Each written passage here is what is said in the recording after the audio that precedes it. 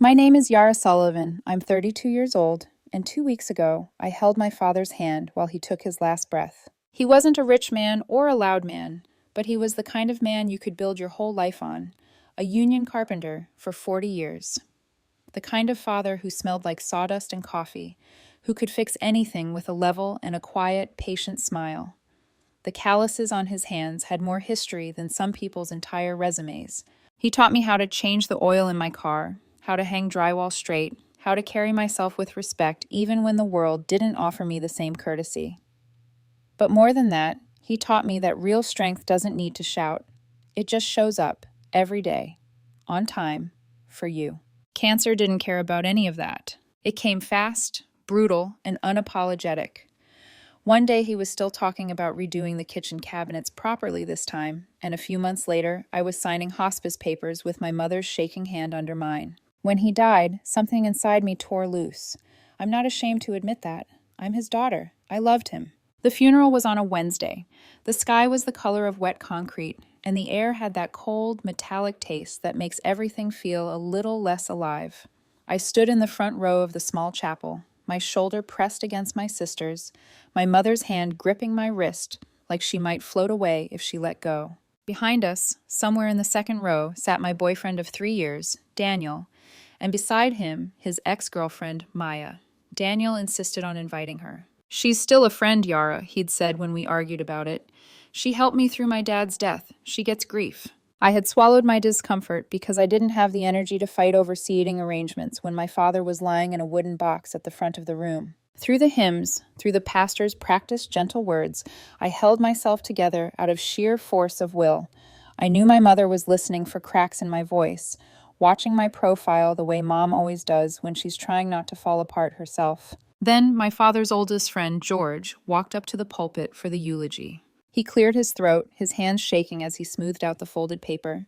"Your dad taught me how to fish when we were 12, he started, voice trembling with memories. "I didn't even know how to bait a hook." He laughed at me, then stayed up all night reading a magazine so he could show me how the next morning. As he talked, the images came flooding back. Me as a little girl on a creaky boat, sunblock sticky on my skin, my dad's large, steady hands guiding mine as I clumsily baited my own hook, his low chuckle when I flinched, the way he never made me feel stupid for trying. The tears came before I could stop them, not dramatic sobs, just hot, silent streams rolling down my cheeks, dripping off my jaw. I tried to blink them away, but they only multiplied. My throat ached with the effort of holding in sound. In that moment, I wasn't a 32-year-old woman in a black dress. I was just a daughter who missed her dad. That's when I heard it, a whisper, so close behind me I could feel the warmth of breath near my ear. "Can you believe she's crying like a child?" Daniel's voice, flat, faintly amused. "It's giving me the ick." Then, like a nail being driven into wet wood, a soft, suppressed snicker from Maya. The world didn't slow down. It stopped. The sound of George's voice faded. The rustle of tissues, the sniffles, the quiet creak of pews, all of it vanished. For a heartbeat, there was only silence, and the words echoing through it like a dropped glass. Crying like a child, giving him the ick. My grief, my love for the man in the coffin at the front of the chapel, was disgusting to him. Embarrassing. Something to whisper about to his ex like I was a spectacle. The tears on my face didn't stop, but they changed. They felt colder, heavier, like they were freezing on my skin. A new emotion flowed into the empty space where my heart had been. Rage. Not the loud, messy kind that thrashes and breaks things. No. This was white-hot and perfectly sharp, like a fresh-cut shard of glass. It slid into place with terrifying clarity. I didn't turn around. I didn't flinch. I didn't give them the satisfaction of a reaction. I stared straight ahead at the casket, at the flowers I'd arranged myself, and I listened to George finish talking about fishing trips and late-night repairs, and the way my dad always showed up with his toolkit and no questions asked. I shook hands. I accepted condolences. I hugged my mother and wiped her tears and told my sister to drink some water so she wouldn't pass out again. I moved through the wake, like a ghost wearing my body, smiling when I was supposed to, nodding when people said, "He was a good man." He was. They were right. And I had brought into his funeral a man who thought my love for him was an ick. At the house afterward, my family clustered in the living room, sharing stories. My cousin Sarah sat close by me, fingers wrapped around a mug of coffee she wasn't drinking. I caught her glancing toward the kitchen more than once. I didn't need to look to know what she was seeing. Daniel and Maya in the corner, scrolling on their phones, bored, restless, laughing quietly at something on a screen while my mother sat on the edge of the couch clutching one of my father's old flannels like it was a life vest. I watched them over the rim of my glass, not as my boyfriend and his friend, as a problem, as a threat, as two people who had just revealed exactly who they were when my defenses were at their lowest. He wasn't a partner, he was a liability. Daniel tried to slip his hand into mine during the drive back to my apartment, the one with the mortgage in my name, the furniture I'd bought, the life I'd built long before he moved his clothes into my closet. I shifted gears with unnecessary precision and let his hand hang in the air. "Road's slick," I murmured. "Need both hands." He accepted that. Of course he did. He'd never been very good at reading between the lines. Or maybe he just never thought he had to. That night he fell asleep quickly, sprawled diagonally across my bed, the faint smell of his cologne an intrusion in a space that suddenly felt contaminated. His eyelashes fluttered against his cheeks, his mouth parted slightly. To anyone else, he might have looked peaceful. To me, he looked like a stranger who'd been allowed into my most vulnerable moments and decided to laugh. I sat in the dark of the living room, the only light coming from the street lamp outside. The silence in the apartment felt different, not empty, focused. On the coffee table lay the program from my father's funeral, my last name printed next to his. Sullivan. A name that meant something. A name I had once imagined handing to Daniel at an altar someday. I stared at that program for a long time. Then I pulled my notebook closer. I drew a line down the center of the page. The morning after my father's funeral didn't feel like morning at all. It felt like the first clear frame after a long, shaky video. No blur, no confusion, just sharp lines and brutal clarity. The sky outside my bedroom window was still dark when my eyes opened. For a moment, I didn't know why I was awake. Then memory hit, like it had every day since the diagnosis. Dad, the hospital room, the silence after the last breath, George's eulogy, Daniel's whisper. It's giving me the ick, Maya's snicker like a nail in my spine. I rolled onto my side. Daniel was still asleep in my bed. My bed. His arm was thrown over my pillow, his face pressed into my side of the mattress like he owned the space, like he belonged there. He didn't. Whatever love I'd once felt for him wasn't just gone. It felt dead.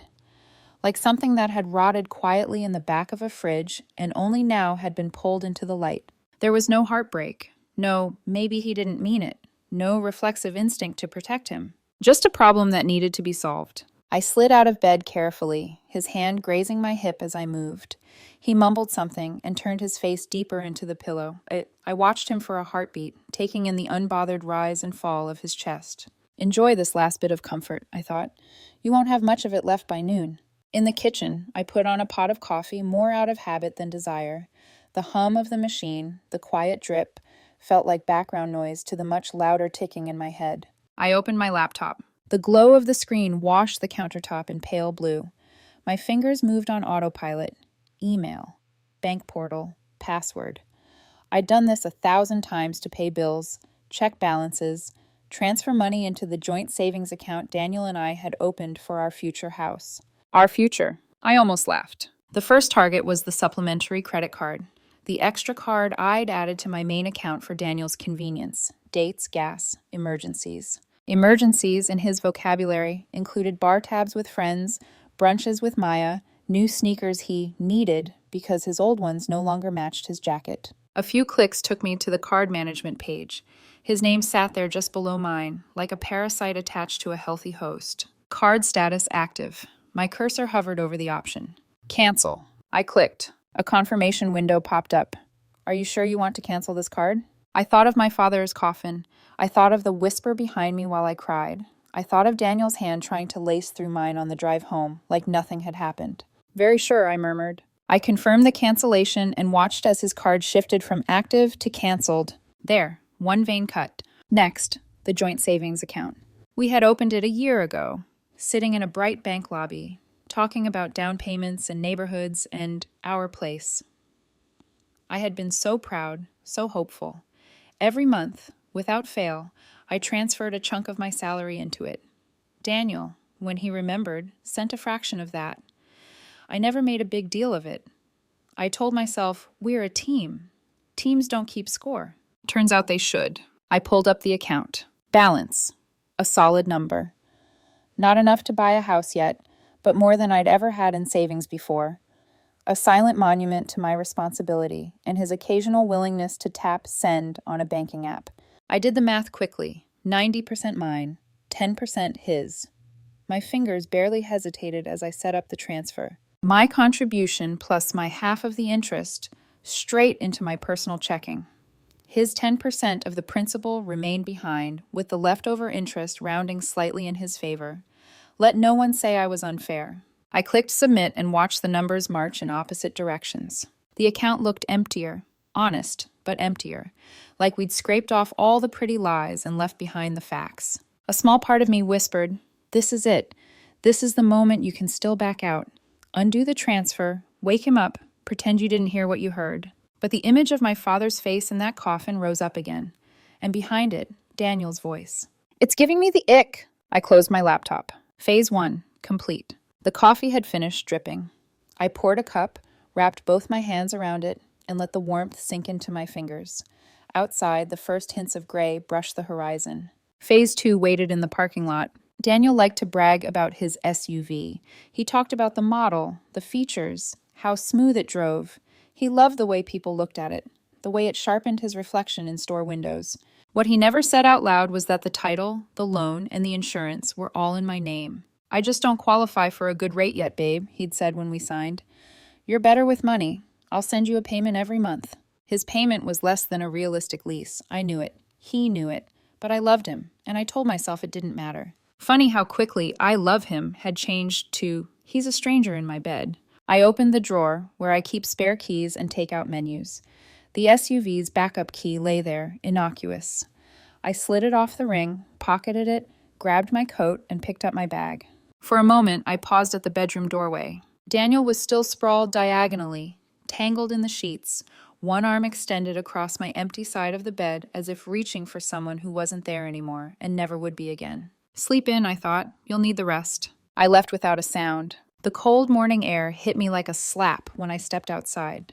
I zipped my coat up to my chin and walked to his SUV, each footstep crisp on the frosted pavement. The engine turned over easily. I adjusted the seat and mirrors without guilt. The dashboard lit up, cheerful and unaware. As I drove toward the dealership a few miles away, grief and rage sat side by side in my chest. But under them, something new was beginning to take root. Relief. My friend Theo managed a used car lot on the edge of town. We'd gone to high school together. I knew he'd be straight with me. I need to sell this fast, I told him when he met me outside, his breath fogging in the air. He ran a hand along the hood, whistled, and gave me a number. It was fair. More than fair, considering how quickly he promised to move it. I can have the paperwork ready and a check for you by the end of the day, he said. You sure about this, Yara? Completely, I replied. He studied my face, then nodded. He didn't ask questions. Real friends know when silence is the kinder choice. I handed him the key, squared my shoulders, and called an Uber back to my building. By the time I stepped out of the elevator onto my floor, the sky had shifted to a washed-out morning gray. I checked the time. 7:30 a.m. Daniel was still asleep. Perfect! Phase 3 was the least complicated and the most satisfying. I went to the hall closet and dragged out a roll of heavy-duty black trash bags, the kind contractors use, the kind my dad used to keep in his truck just in case. If my grief is garbage to you, I thought as I shook the first bag open, your comforts can be treated the same way. I started in the bedroom closet, his side, not mine. Designer shirts he'd bought with my card, shoes he swore he needed for work events, even though half of them still had tags. Jackets, belts, and 3 nearly identical hoodies. I didn't fold, I didn't sort. I yanked armfuls off hangers and stuffed them into bags until the plastic stretched and crinkled. The bathroom was next. His cologne, hair products, electric razor, beard oil, all the things that turned my space into ours. They went into a bag with a single sweeping motion of my arm. I moved through the apartment like a quiet storm. The gaming console, controllers, and stack of games. His collection of sneakers by the front door. The framed photos of us that he loved to show off on social media. Hashtag power couple. Hashtag blessed. Hash my queen. One by one, the frames went face down into the bags.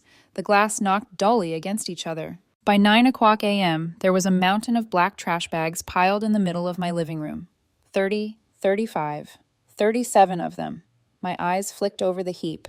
It looked like a monument to a dead relationship. Behind me, I heard the bedroom door open. Yara? Daniel's voice was groggy. What's that smell? Are you making coffee? Babe, my head is killing. He stepped into the living room and stopped dead. What is this? He asked, voice sharpening. Are we moving? Are you cleaning out stuff? Why are my shoes? I tied a knot in the last bag, pulled it tight, and set it on the top of the pile. No, I said calmly, without turning around. I'm not moving. You are leaving. He laughed, a weird, nervous sound that didn't quite land. Ha ha. Okay, you got me. Funny. Seriously, what's going on? I faced him. His hair was messy, his t-shirt wrinkled. He rubbed his eyes with the heel of his hand, still half in the comfort of the night before, the comfort I'd provided.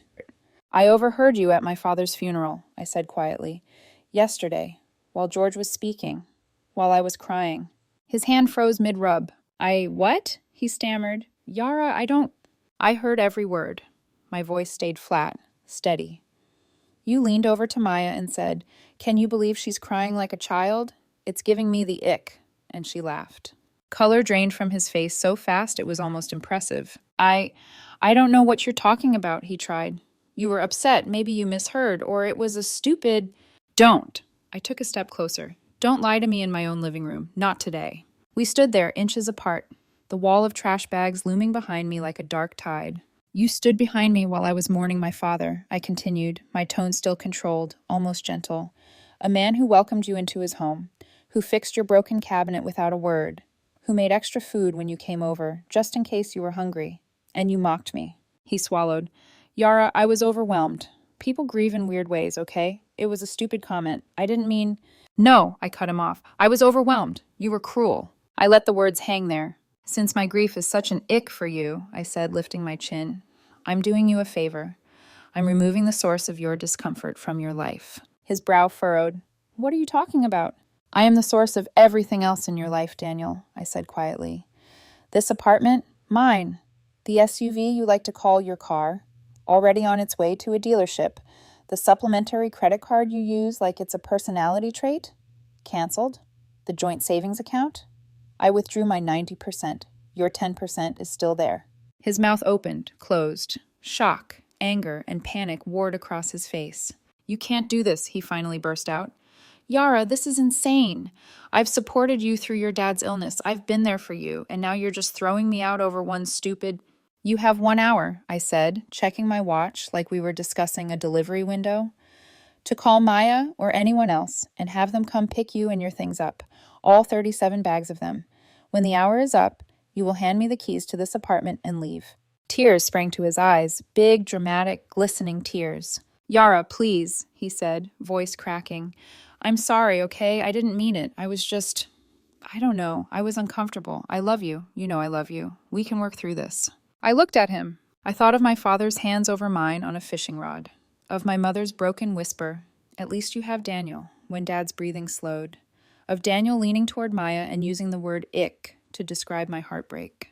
You know what's funny? I said softly, stepping close enough that he had to look straight into my eyes. Watching you cry right now.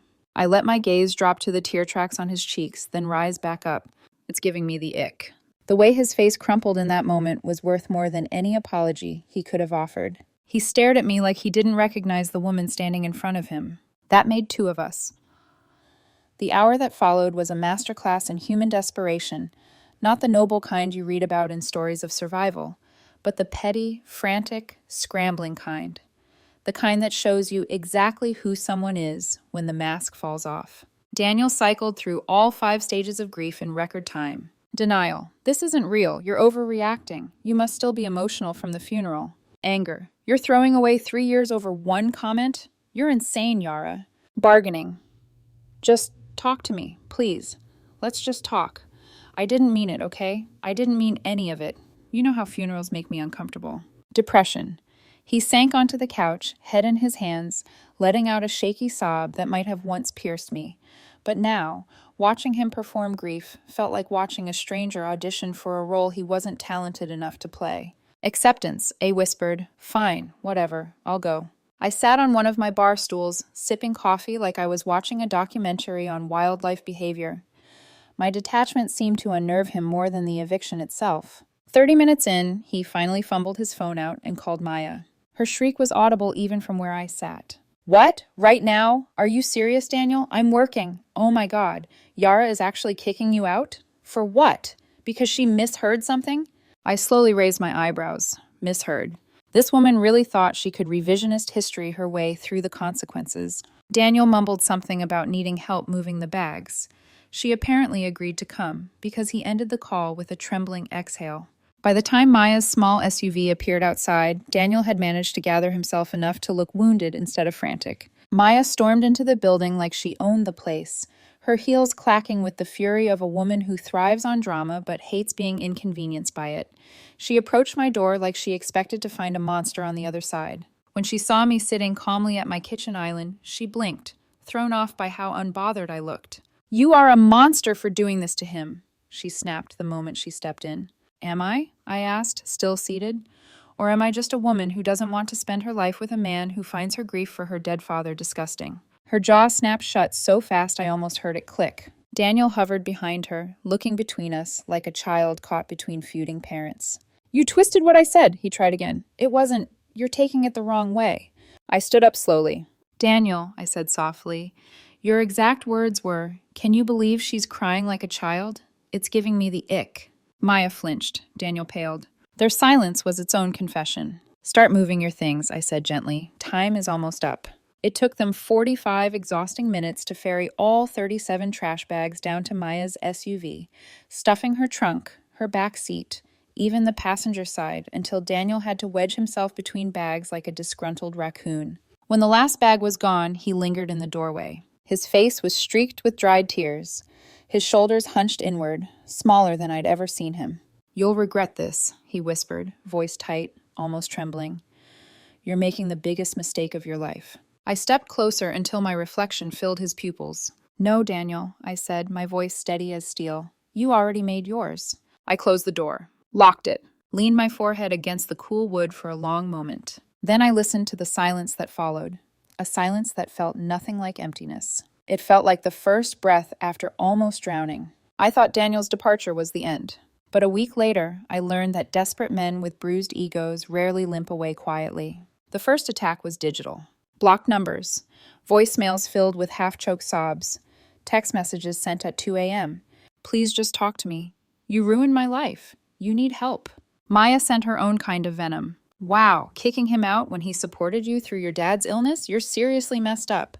You're unstable. Everyone sees it. I deleted each message without finishing them. Then the smear campaign began. Apparently, Daniel and Maya told our mutual friends that I had suffered a mental breakdown after my father's death, that I'd snapped without warning, that Daniel had been a supportive boyfriend, blindsided when I violently threw him out. A few acquaintances bought it. Dylan texted, Hey, I'm hearing concerning stuff. You okay? Anna sent, kicking Daniel out like that? Not cool, Yara. I didn't argue or defend myself. I didn't need to. My revenge didn't require shouting. It needed one clean, precise shot. A sniper doesn't scream across the battlefield. She waits. She lines up the truth. And she fires only once. So I made a single phone call. To my cousin, Sarah, the one standing nearest to me at the funeral. The same cousin whose face tightened when she looked toward the back row. The same one who hugged me immediately after Daniel whispered that sentence. Sarah, I said, keeping my voice steady, I need to ask you something important. At the funeral, did you hear Daniel say anything during the eulogy? There was a long pause. Then, oh, Yara. Her voice softened with sadness and anger, the kind that comes from witnessing something unforgivable. I wasn't sure if I should tell you. I heard all of it. Maya laughed. Mom heard some too. We were sickened. A slow exhale left my chest. Not relief, validation. Thank you, I whispered. I hung up and dialed Mark. If friend groups had countries, Mark was the unofficial news network. Anything he heard, he repeated, accurately. If I wanted the truth to spread, he was the vector. He answered on the second ring. Yara, hey, I heard something happened. Are you? I'm going to tell you the truth once, I said calmly, and you can choose whether to believe Daniel or me. He went quiet. At my father's funeral, I said. While I was crying during the eulogy, Daniel leaned over to Maya and said, "Can you believe she's crying like a child? It's giving me the ick." My cousin Sarah was standing close enough to hear it. She told her mom. I heard it myself. Silence. A solid 10 seconds of dead air. Then Mark exhaled hard. Holy shit, he whispered. He said that? At a funeral? At your dad's funeral? Yes. That's monstrous. I didn't reply. I didn't need to, because I knew that within 48 hours, my phone would start buzzing with apologies, and their narrative would collapse under the weight of one simple, unembellished truth. 2 days. That's all it took for the story to implode. 48 hours after my conversation with Mark, the tone of every message I received shifted like a sudden change in weather. The accusatory texts stopped. The doubtful ones slowed. Then the apologies began. Yara, I'm so sorry. I didn't know. If he really said that, wow, I can't defend him. I should have asked you first. That was wrong of me. People can excuse almost anything. Cheating, lying, irresponsibility, but cruelty at a funeral? That's a line even the most tolerant won't cross. Daniel and Maya's fabricated narrative couldn't survive the exact quote spreading through our mutual circles like wildfire, especially with my cousin Sarah confirming she'd heard it. Even her mother had overheard fragments and told several relatives. Truth doesn't need theatrics, it just needs oxygen. And Daniel had unknowingly given it plenty. As their lies collapsed, Daniel's desperation mutated. He switched strategies. If he couldn't control the story, he'd try to force his way back into my life. Literally. 3 days after the truth began circulating, I got a call from the building manager, Mr. Green. Ms. Sullivan, he said, voice tense, your former partner is downstairs with a locksmith. He claims he's a tenant and that you illegally locked him out. I blinked, then slowly sat upright. Did he show you a lease? I asked. No, he huffed, because he's not on it. And I have the email you sent last week confirming he's no longer residing here. I told the locksmith that if he touches your door, I'm calling the police. I exhaled, somewhere between a laugh and a sigh. Thank you, I said. I suggest you document everything, he added. He looks volatile. Volatile, Daniel, who mocked my grief because it inconvenienced him. Of course, when entitlement is threatened, it often looks like volatility. But his most pitiful attempt was still to come. 2 days later, an envelope arrived in my mailbox. I recognized the type immediately. The fake, serious kind of mail sent by low-tier law offices that specialize in empty threats. I opened it at the kitchen table, sipping tea, unbothered. Inside was a 3-page letter on cheap letterhead that read, Demand for financial restitution. Daniel's attorney claimed he was entitled to half the value of the SUV. He deserved a cash settlement for emotional distress. I owed him 3 months of spousal-style support to help him get back on his feet. I set the papers down, staring at them like they were a badly written joke. A soft laugh escaped me. Spousal support. We weren't married. We weren't engaged. We weren't even co-owners of anything. Daniel had contributed less than 10% to the joint savings account and paid a symbolic fee for the SUV. This had Maya's fingerprints all over it, a woman who treated manipulation like a second language. But I didn't waste my breath on outrage. I forwarded the letter to my family's longtime lawyer, Mr. Caldwell, who was already handling my father's estate. He called me that afternoon, voice warm and sharp at the edges. I drafted a response, he said. It should put things to rest. When the document arrived in my inbox, I opened it immediately. It was a masterpiece, 1 page. Short, surgical, devastating. It stated, Daniel had no legal claim to any of my assets. He was a guest, not a tenant. The SUV, credit card, and apartment were solely owned by me. Then came the finishing blow, an invoice for $1,500, representing Daniel's unpaid portion of rent and utilities for the last month he resided in my home. And finally, if Mr. Hartman ceases all contact with Ms. Sullivan, she will waive this invoice. If he continues pursuing baseless legal action, we will countersue for this amount plus legal fees. I sat back in my chair. It was clean, fair, and absolute. I imagined Daniel reading it, his face flushing red, his fingers trembling, Maya peering over his shoulder with her lips parted in indignant disbelief. I imagined the way silence must have filled the room afterward. And indeed, that was exactly what followed. Silence. Not a text, not a voicemail, not another letter. He vanished from my periphery like someone had pulled his plug.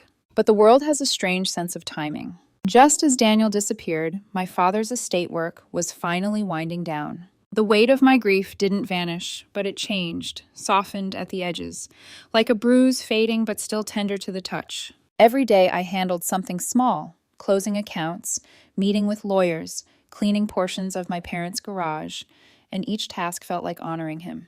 And every night I returned to a quiet apartment that finally felt like mine again. Some people confuse loneliness with peace. They are not the same. Peace feels like breathing clean air after months of smoke. Peace feels like silence that doesn't ache. Peace feels like choosing yourself without apology. For the first time since Dad's diagnosis, since the long nights in hospice, since the whisper at the funeral, I felt the faintest pulse of something I hadn't felt in months. Stability, strength, and the outline of a future that didn't include Daniel's shadow.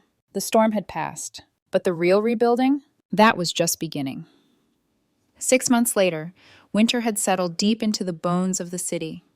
The kind of cold that muffles everything: air, sound, even memory. Snow layered the sidewalks like pages of a book no one had the heart to turn. Inside me, though, something had thawed. The grief of losing my father had softened into something quieter, steadier, less like a wound and more like a foundation, a root system running beneath everything I did. Daniel, on the other hand, had become what he always truly was: a past tense, a footnote in a story about someone else's growth, a consequence of his own choices. And yet, fate has a dark sense of humor. Because before peace came clarity, and before clarity came the unraveling of Daniel's life, slow, quiet, and painfully poetic. The first updates trickled in through mutual acquaintances, the ones who weren't loyal to him or me, but loyal to information itself. Apparently, his stay on Maya's couch lasted exactly 3 weeks. 3. Not because he chose to leave, but because Maya kicked him out. She got tired of playing emotional babysitter, someone said casually, when we ran into each other at the grocery store. She said he was too much. Too much. Imagine being called too much by the woman who mocked a grieving daughter at a funeral. He moved back to his parents' house after that. At 33, his mother, who had once complimented me for keeping him grounded, now had to ground him in a far more literal sense. His job? Still intact, but shaky. Too many late arrivals, too many personal days to grieve the breakup. Apparently, losing access to brunches, salons, and a lifestyle he didn't earn had hit him harder than losing me ever did. The SUV he used to flaunt? Gone, of course. Replaced by a rusted sedan his father had been meaning to sell on Facebook Marketplace, the kind that rattled when it idled and wheezed when going uphill. Maya drifted away slowly after her failed rescue attempt. Their connection had always been built on performance. Two people orbiting each other because their reflections looked shinier side by side. When the reflection cracked, the orbit collapsed. One friend told me, they weren't friends, they were trauma bonded by pettiness. And pettiness has a short shelf life. Meanwhile, my own life shifted in ways I hadn't expected. One morning, I woke up overwhelmed by the walls of the apartment where I'd cried and rebuilt and reclaimed myself. I listed it 2 weeks later. I bought a small house outside the city, a little piece of land, a porch with peeling paint, a shed that desperately needed repairs. The kind of place my dad used to point at while driving and say, "Now that's a fixer-upper worth loving." The first weekend I spent there, I walked the property lines slowly, boots crunching over frost, hands shoved in my pockets. The land felt healing, honest, like it asked nothing of me except attention and patience. So I started rebuilding, repainting, replacing fixtures, learning how to work with wood again. Every time I sanded a surface smooth, I thought of my dad's hands over mine, guiding me as a kid. Slow, steady. Let the tool do the work, sweetheart. He wasn't there, not physically, but I felt him in the grain of every board. A few months later, I used part of the house sale profits to start something new. The Sullivan Trades Foundation. Scholarships for young people entering carpentry, electrical work, plumbing. Real trades for real families. The kind of future my father believed in. When I signed the first scholarship check, I cried. Not out of grief, but gratitude. I wasn't just healing. I was building something again. Something real. And then came the encounter. I was loading 40-pound bags of soil into the back of my truck in the parking lot of a home improvement store when an old, rattling sedan pulled in across from me. At first, I didn't recognize it. Then I saw him. Daniel. He looked smaller. Not physically, but in presence. The kind of smallness that comes from months of shrinking oneself under the weight of consequences. The moment he recognized me, he froze behind the wheel. His eyes widened. Shock. shame, something brittle in between. For a heartbeat, everything went still. Snowflakes drifted lazily between us. His breath fogged the windshield. My hands rested on the bag of soil mid-lift. I waited to feel something. Anger, bitterness, vindication, even pity. But nothing came. Nothing. It was like looking at someone I'd once brushed past in a grocery store aisle. Someone whose name I couldn't quite recall. Someone irrelevant. Daniel looked away first. He parked at the far end of the lot. I finished loading my truck, dusted off my gloves, and drove home without looking back again. That night, as I stood in my backyard watching snow settle on the fence I had repaired myself, a realization washed over me. The real revenge was never in the canceled credit card. Not in the repossessed SUV, not in the eviction, not in the silence after my lawyer's letter. The real revenge was this: peace. The life he tried to control became the life I rebuilt stronger than before. The love he mocked became the love that fuels everything I now create. The grief he found icky became the compass that led me back to myself. Daniel lost access to the world I had built for him. But I gained myself back. And that is a trade I would make every single time.